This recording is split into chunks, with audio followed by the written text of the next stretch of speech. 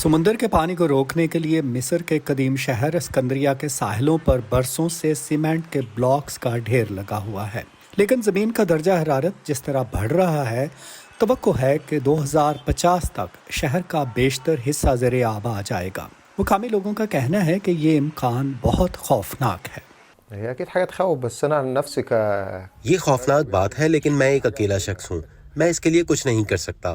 ہم نے سنا ہے کہ اسکندریہ سمندر میں ڈوب جائے گا، لیکن ہم نہیں جانتے کہ کب، اور آیا یہ سچ بھی ہے کہ نہیں۔ سیلابوں نے پہلے ہی اسکندریہ میں املاک کو تباہ اور خاندانوں کو بے گھر کر دیا ہے، ایسے خاندان جو ہمیشہ سے ملک کی 1/3 غریب آبادی کا حصہ رہے ہیں۔ اس ہفتے اقوام متحدہ کی COP27 نامی کلائمیٹ چینج کانفرنس کے لیے عالمی سربراہان مصر کے شہر شرم الشیخ میں جمع ہو کر دنیا کی سب سے زیادہ غیر محفوظ اور غریب ترین کمیونٹیز کو معاوضہ ادا کرنے کے طریقے وضع کرنے کی کوشش کر رہے ہیں۔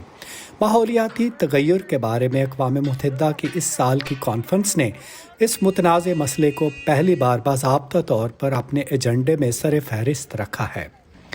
ساتھ ہی وہ اپنے مرکزی مقصد یعنی عالمی حدت کو محدود کرنے کے لیے نقصان دہ گیسز کے اخراج کو کم کرنے کی بھی کوشش کر رہے ہیں، ایک ایسا ہدف جو طویل عرصے سے تکمیل سے بہت دور ہے۔ رہنماؤں کا کہنا ہے کہ ان دوہرے اہداف کے لیے کچھ نہ کرنا تباہ کن ثابت ہو سکتا ہے۔ ماہرین پیشن گوئی کر رہے ہیں کہ اس صدی کے دوران تقریباً 1 ارب تارکین وطن ماحولیاتی تبدیلیوں کے باعث بین الاقوامی سرحدوں کو عبور کرنے پر مجبور ہوں گے۔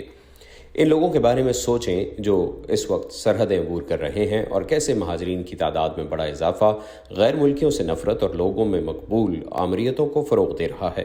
اور پھر تصور کریں کہ 1 ارب کلائمیٹ ریفیوجیز سے کیا صورتحال پیدا ہوگی۔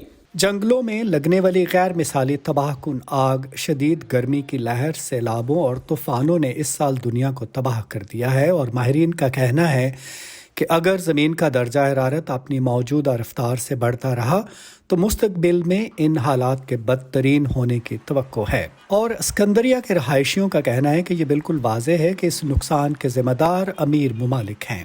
عشان هم السبب الرئيسي بسبب الصناعات بتاعتهم۔ ترقی پذیر ممالک اور غریب ممالک کے پاس فضا کو آلودہ کرنے والی فیکٹریوں جیسے ذرائع نہیں ہیں۔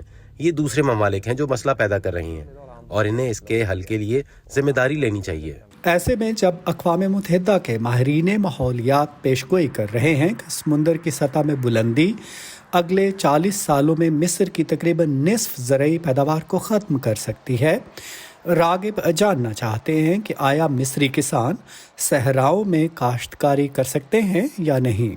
حمادہ الراسم کے ساتھ ندیم یعقوب، وائس آف امریکہ۔